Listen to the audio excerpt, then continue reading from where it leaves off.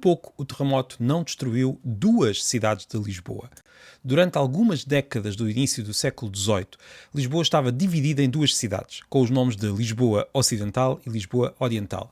A própria Gazeta de Lisboa, que é a longínqua antecessora do Diário da República, teve o nome de Gazeta de Lisboa Ocidental durante esses anos de divisão. Dom João V, em 1741, volta a unir a cidade num alvará onde se pode ler: "Ei por bem que para o diante fiquem incorporadas em uma só as duas cidades de Lisboa Ocidental e Oriental, com um só Senado, que se chamará de Lisboa sem outro distintivo, o qual Senado se juntará e fará seu despacho na Casa da Variação, cita no Rossio desta cidade."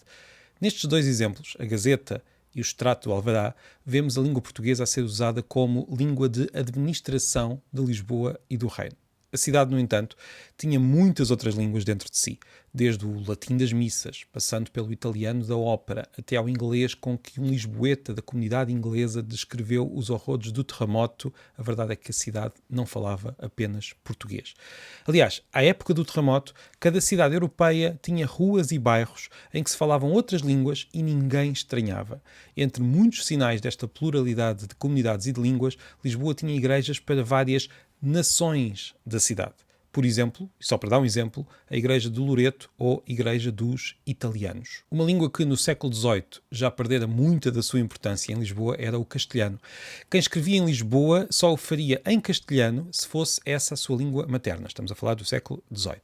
Começava a ser apenas uma outra língua estrangeira, uma situação muito diferente do que acontecia no século XV, ou do que tinha acontecido no século XV, em que muitos escritores portugueses escreviam naturalmente também em castelhano.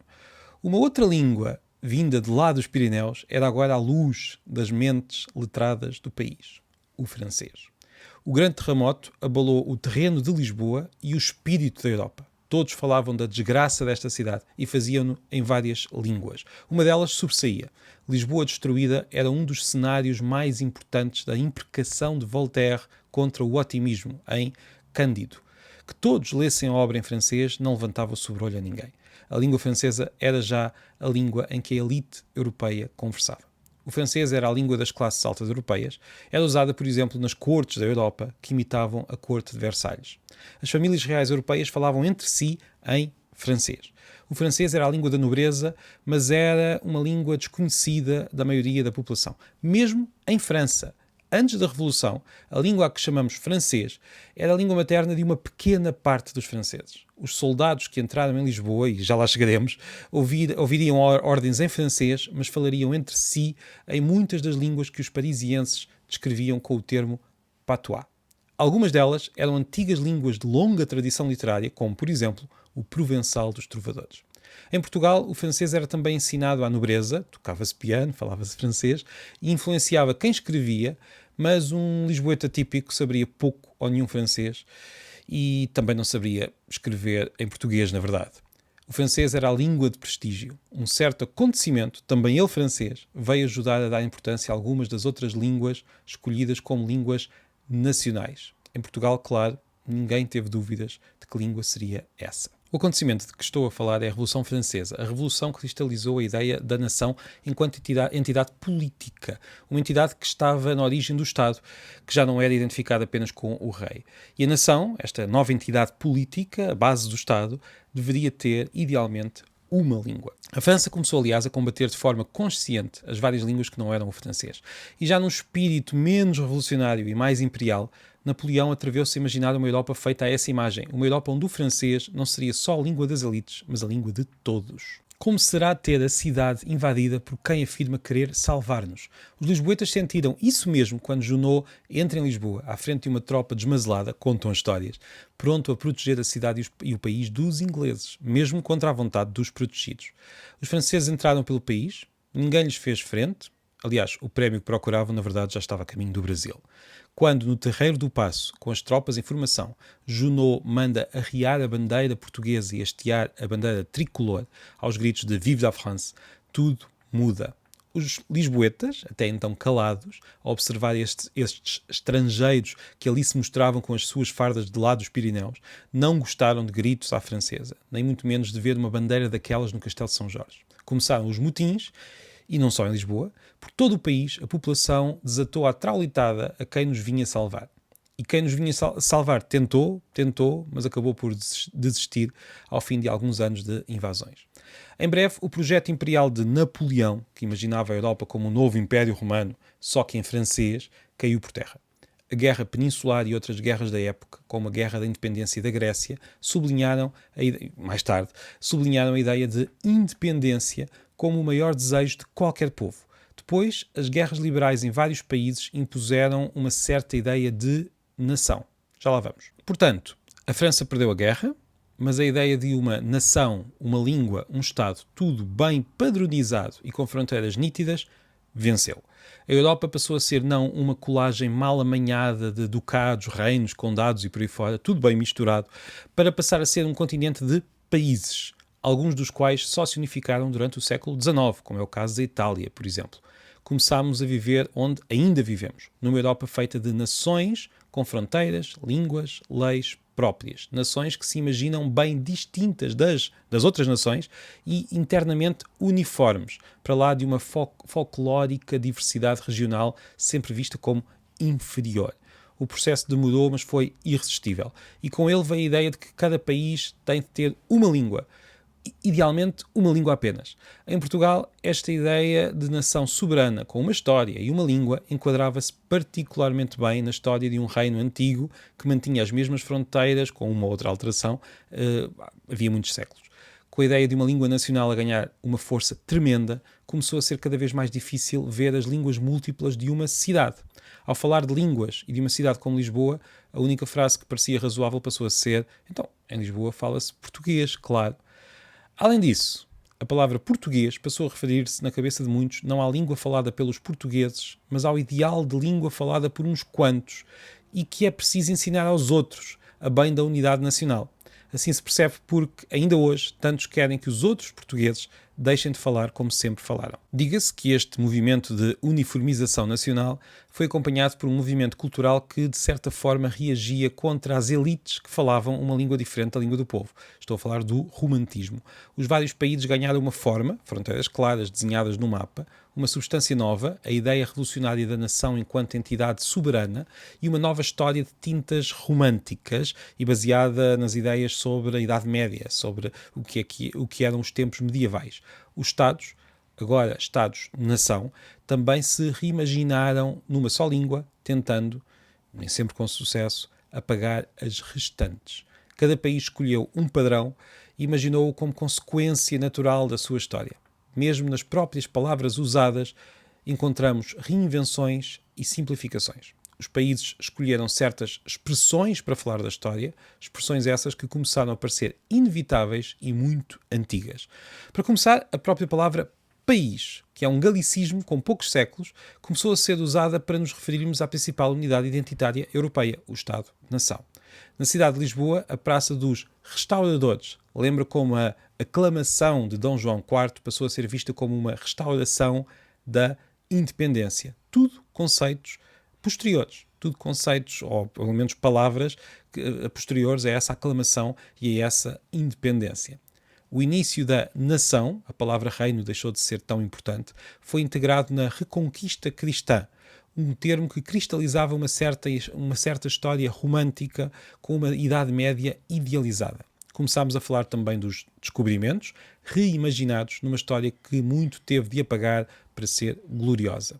A própria imagem da cidade de Lisboa foi lavada e recuperada à luz desta simplificação do passado. O Castelo de São Jorge tem ameias muito arranjadas e muito medievais, muitas delas do século XX. No que toca à língua, Camões tornou-se, sem que ele próprio suspeitasse, no representante da língua e da cultura portuguesas, numa exaltação particularmente explícita por alturas do seu tricentenário, em 1880. Todos os países passaram por este processo de clarificação de fronteiras, de escolha de uma língua padrão e de simplificação da história. Afinal, tanto a língua escrita como a história já não seriam preocupação de uns quantos guerreiros e poetas, mas deveriam ser preocupação de toda a nação. Era preciso embrulhá-las de forma a transmiti-las a todos os cidadãos. É preciso também dizer que Lisboa deixou de se ver como uma cidade espanhola. espanhola no sentido geográfico. Foi um processo gradual de séculos que estava terminado em meados do século XIX, época em que dizer a um lisboeta que era espanhol já poderia ser quase tão perigoso como hastear a bandeira de França no Castelo de São Jorge. Nem sempre tinha sido assim. Este processo de mudança do significado de Espanha em português acompanhou a história do Estado vizinho depois da Restauração. Depois de várias guerras, casamentos e outras confusões, o Reino do Lado passou a ver-se não como uma coleção de coroas e territórios que sempre fora, mas como a Espanha que hoje conhecemos, que se vê como nação e que não inclui Portugal. O rei de Castela, e não só, passou a ser oficialmente, no século XIX, o rei de Espanha. Napoleão deu um empurrão ao processo quando deu o título de rei de Espanha ao seu rei escolhido. O liberalismo oitocentista ajudou a dar o empurrão final a esta transformação do nome Espanha no nome de um Estado que se imaginava nacional e unitário. Também em português a palavra Espanha mudou de significado. Antes, representava uma entidade geográfica, culturalmente diversa, que incluía Portugal, sem que isso fosse minimamente contraditório. Um significado antigo que permitia a Camões dizer que os portugueses eram uma gente forte de Espanha. E a Garrett pôr o Carlos das Viagens a falar do seu sangue espanhol. Espanha era apenas a palavra Hispânia um pouco alterada. Agora, Espanha, depois destas transformações, depois de meados do século XIX, Espanha era um país estrangeiro. A nossa história foi simplificada e traduzida para português oitocentista. Castela deixou de ser o adversário de Portugal pela supremacia dentro de Espanha e este nome passou a designar o próprio adversário. Espanha abandonou definitivamente as fronteiras de Portugal. Começámos também a chamar espanhol à língua castelhana, como, por exemplo, como faz essa de Queiroz, nos Maias, e muitos outros antes e depois. Ainda hoje, esta mudança levanta resistência, pois muitos reconhecem que Espanha, esta nova Espanha reimaginada como nação unida, tinha buracos por todos os lados. Mas isso é outra história. Voltemos a Lisboa. Se os povos da Europa já tinham agora línguas padrão escolhidas para si, as cortes e demais nobreza continuaram a falar em francês. Em 1858, Dona Estefânia, ao chegar a Lisboa, já rainha de um país onde nunca tinha ido, encontrou-se pela primeira vez com o seu marido. Tinham casado por procuração. Encontrou-se com ele num barco ancorado no Tejo. Ora, quando o rei Dom Pedro V conversou com a sua rainha, em que língua é que o fez? Ela era dos territórios de língua alemã, ele era português, falaram em francês, claro. A rainha, ao escrever para a família alemã, também usava francês, com uma ou outra frase de alemão lá pelo meio. No entanto, ao contrário de outras consortes de séculos anteriores, já sabia que teria de aprender algum português. E foi isso que tentou fazer no pouco tempo de vida que lhe restou. Em resumo, as várias línguas da Europa ganhavam força contra o francês das cortes e faziam-no à imagem do francês em França. Aliás, a própria literatura portuguesa durante o século XIX fazia-se na nossa língua, claro está, mas com fortes influências francesas. Muitos escritores portugueses olhavam para o francês como modelo. É sabido que a literatura chegava a Lisboa no Sud Express, ali em Santa Apolónia. As frases de muitos lisboetas a conversar de bengala e monóculo seriam entrecortadas de várias expressões francesas e referências a autores franceses, como, séculos antes, teriam sido entrecortadas de frases em castelhano e de referências a autores castelhanos, e um século depois, e mais umas quantas décadas, estariam cheias de inglês e autores ingleses. Chegámos ao início do século XX. A grande maioria da população de Lisboa, e não só, claro, era analfabeta. E muitos não consideravam que tal fosse um problema. Era perfeitamente possível viver sem conhecer as letras. O português, em vários sabores, era falado, mas muito menos de metade dos portugueses sabiam escrevê-lo, no início do século XX. Com a escolarização, que avançou aos solavancos pelo século XX fora, o português escrito expandiu-se, e com ele o português padrão, a cavalo não só da escola, mas também da comunicação social e da aproximação do país a si próprio, com melhores estradas e a possibilidade simples de telefonarmos a outros portugueses noutra zona. Lisboa sempre teve uma parte significativa da população a escrever, e nem sempre, embora nunca quer dizer, até bastante tarde, nunca a maioria, e nem sempre sabia reconhecer o que acontecia no resto do país. A rádio e a televisão fizeram-se a partir de Lisboa, a pronúncia do país começou imperceptivelmente a aproximar-se e de forma sempre incompleta da pronúncia de Lisboa. Sim, ainda conseguimos distinguir claramente as várias formas de falar das várias regiões, mas um português do século XIX que hoje aterrasse numa qualquer cidade do país pensaria que estava numa rua de Lisboa, tal a diferença entre os falares mais uniformes de hoje e o português muito, muito mais diverso dos séculos anteriores. Se o país começava a falar um pouco mais à lisboeta, Alguns diriam a Coimbra, onde muitos filhos da capital iam estudar.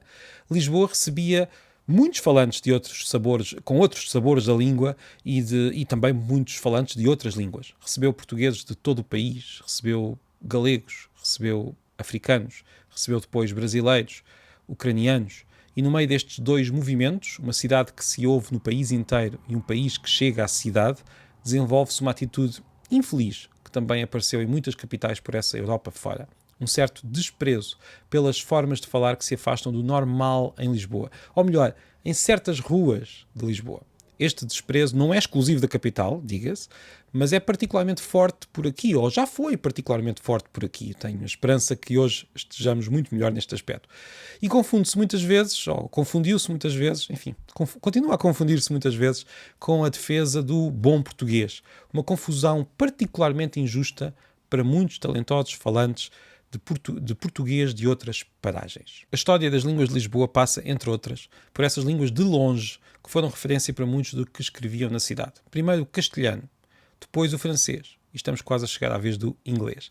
Há, no entanto, duas línguas europeias importantes que nunca tiveram a primazia por estas bandas, ao contrário de muitos outros países europeus. Estou a falar do alemão e do russo. Certamente que sempre houve falantes e leitores de alemão e alguns lisboetas estudaram e ainda estudam alemão e em alemão. No entanto, nunca foi a língua de maior prestígio na cidade. Durante a Segunda Guerra Mundial, no entanto, Lisboa era o famoso viveiro de espiões e o porto de chegada e partida de muitos refugiados. Por esses dias, o Rossio enchia-se de inglês, francês, certamente que algum russo aqui e ali, um pouco mais escondido, e também alemão, entre outras línguas. Na década anterior, tinham sido os refugiados da Guerra Civil Espanhola a trazer de novo a sua língua até estas paragens. Alguns deles eram galegos, que continuavam um caminho que imitava o próprio caminho da língua, de norte para sul. O fim da Segunda Guerra Mundial trouxe a divisão da Europa em duas áreas de influência. Os países anglo-saxónicos ganharam a primazia cultural deste lado da Europa e o inglês, ali a certa altura, na segunda metade do século XX, não se sabe assim muito bem quando, passou a ser a língua estrangeira mais lida em Lisboa. O francês não desapareceu e ainda hoje muitos portugueses o aprendem na escola, mas perdeu claramente a importância. Em 1998, na famosa Expo Lisboeta, que mostrou o mundo a Portugal e um pouco menos Portugal ao mundo, as línguas oficiais foram o português, o inglês e o espanhol, e foi esse o nome usado oficialmente na comunicação da exposição, espanhol. França notou bem a ausência e reclamou, mas já não havia muito a fazer. Nas primeiras décadas do século XXI, tal como o Sud Express trazia o francês até Santa Apolónia, as carrinhas de distribuição carregadas de encomendas de lojas internacionais levam o inglês até à porta de muitos lisboetas. Camões lia e escrevia também em castelhano, e havia muito de castelhano na sua escrita. Essa lia e escrevia também em francês, e diga-se também em inglês. Enfim, a pessoa que representará no futuro o nosso século, não sabemos quem é, não fazemos ideia, se calhar ainda não nasceu, terá lido muito inglês. Entretanto, o século XX deu-nos uma possibilidade que não temos em relação a outros séculos. Podemos ouvir os lisboetas ao longo das várias décadas do século. Quem já ouviu com atenção gravações antigas percebe como a língua, na oralidade, ferve muito mais do que na escrita. Há expressões que surgem do nada e estão na boca de todos durante uns anos para depois desaparecerem. Há outras que ficam plantadas na fala dos lisboetas como uma árvore que ganhou raízes. Basta pensar nas palavras que criámos e usámos logo depois do 25 de Abril, que permitem identificar a época de forma muito marcada. Cada época, como cada bairro, ou até como cada família, tem a sua língua própria. Essa é uma história mais esmiuçada que ficará para outra altura. Também da época da Revolução dos Cravos, nos chegaram as mensagens políticas rabiscadas nas paredes ou nos cartazes das eleições. A língua escrita também faz parte da paisagem da cidade. Bem, vamos voltar um pouco atrás. No início do século XX, bem menos de metade da população saberia escrever, como eu disse há pouco. Nas grandes cidades a situação seria um pouco diferente, mas não muito melhor. Em 1901, alguém que se enfiasse pelas ruas e ruelas de Lisboa encontraria muitos lisboetas a falar animadamente, com sotaques que variavam de bairro para bairro, muitos deles sem conseguir ler o que quer que fosse. Se olharmos para toda a história da cidade, esta situação não era extraordinária. Já se compararmos Portugal dessa época, início do século XX, com os outros países da Europa, vemos que estávamos particularmente atrasados na alfabetização. Ainda hoje não estamos completamente livres deste lastro de alfabetização tardia. Dito isto, se avançarmos até às nossas primeiras décadas do século XXI, temos uma situação completamente diferente. É difícil encontrar algum jovem lisboeta que não saiba escrever, melhor ou pior. Provavelmente em 2 línguas, mais uma vez, melhor ou pior. A vida faz-se muito mais pela escrita do que em qualquer outra época da história da cidade. Temos máquinas que nos permitem comunicar instantaneamente pela escrita. Passamos os dias a escrever mensagens, conversas, e-mails, relatórios, trabalhos, às vezes artigos e livros. Com a honrosa e linda exceção das cartas de amor, não se namorava pela escrita até há bem pouco tempo. Agora, há quem se zangue em conversas disparadas em teclas. A escrita, que a maioria dos portugueses aprendeu nem há um século, é hoje essencial. Nem sempre é fácil viver nesta transformação em que a linguagem informal sai do corpo com os gestos da mão e a entoação da voz e se usa com a maior frieza das letras. Naturalmente, surgem mecanismos de compensação, como são aqueles bonequinhos com que almofadamos as mensagens escritas, os emojis. A cidade, também em comparação com outros séculos, está cheia de língua escrita, placas, publicidade, rabiscos. Há muito português, mas também inglês. Afinal, ao contrário da mania do castelhano e do francês, esta inclinação para o inglês é dos lisboetas de todos os tipos, não só da nobreza ou de uma minoria letrada.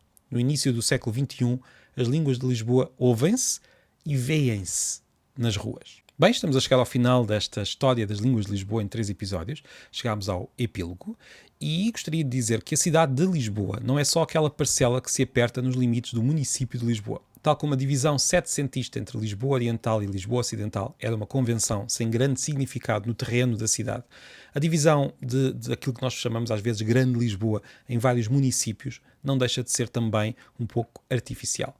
Lisboa é esta mancha que vemos no satélite, dividida em vários concelhos que não se notam nesta mancha. Lisboa é também a linha de Sintra, a linha de Cascais, partes da Península de Setúbal e as entradas da cidade pelo Ribatejo. Lisboa é ainda, cada vez mais, a zona saloia, de onde vinham sotaques que sempre se ouviram nas ruas da cidade. Digo isto porque, se quisermos ouvir as línguas da cidade, temos de nos aventurar por todos esses caminhos. Há as línguas dos turistas, no centro. Há as línguas que se ouvem nos comboios, entre elas o cabo-verdiano, falado por milhares de lisboetas. Os diferentes sotaques que por aqui se falam, o português do Brasil, as línguas da Índia, da China e tantas outras. Recentemente, chegaram até nós refugiados ucranianos, como antes tinham vindo imigrantes. Trazem também as suas línguas do mesmo território, curiosamente, de onde há muitos milhares de anos partiram as línguas que deram origem ao português. E claro, em todo o lado ouvimos o português, ainda diverso, ensinado a todos na escola, ao lado de outras línguas. Muitos lisboetas sabem falar várias línguas e cada uma delas de várias maneiras. A cidade tem camadas, tem vestígios fenícios reutilizados em ruínas romanas, como vimos nos outros episódios, tem um castelo medieval reinventado no século XX, tem avenidas traduzidas do francês, tem a Baixa com as suas ideias iluministas no traçado da Baixa e também tem camadas na língua. Também o português se ensopou das várias línguas com que foi contactando. As línguas desta cidade fazem parte da história do nosso idioma. Saem das nossas bocas palavras fenícias, celtas, gregas, germânicas, romanas, árabes, amazigues, galegas, castelhanas, brasileiras, africanas. São palavras que vieram parar esta cidade no fim do mundo antigo ou vêm na bagagem das complicadas viagens que os próprios lisboetas fizeram pelos séculos fora. Na verdade, confesso, ninguém consegue contar por inteiro a história das línguas de uma cidade como Lisboa.